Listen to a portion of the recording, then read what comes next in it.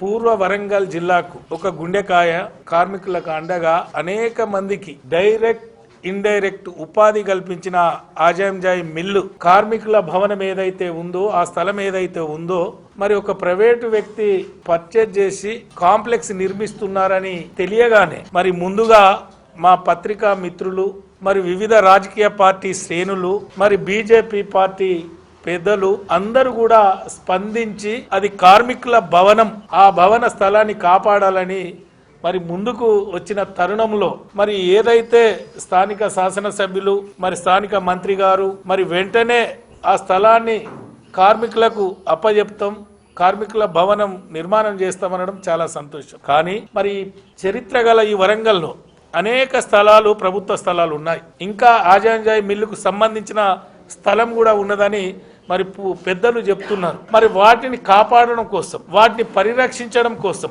ప్రభుత్వ స్థలాలను కాపాడడం కోసం తప్పకుండా భారతీయ జనతా పార్టీ మరి ప్రజల పక్షాన, కార్మికుల పక్షాన తప్పకుండా ఉంటుందని ఈ సందర్భంగా మేము తెలియజేస్తున్నాం. మరి ఏదైతే మరి కార్మిక భవన స్థలం అని తెలిసి కూడా మరి అధికారంలో ఉన్న మరి అధికారులు కానీ ఇతర పెద్దలు కానీ దానికి సహకరించడం, పర్మిషన్లు ఇవ్వడం చాలా దురదృష్టకరం. వాటిని వెంటనే ఆ పర్మిషన్లను రద్దు చేయాలి, కార్మిక భవనం నిర్మాణం కావాలని మరి భారతీయ జనతా పార్టీ పక్షాన మేము డిమాండ్ చేస్తూ ఉన్నాం. ఏది ఏమైనా ప్రజల పక్షాన ఏ సమస్య వచ్చినా మరి మేము ముందుంటాం.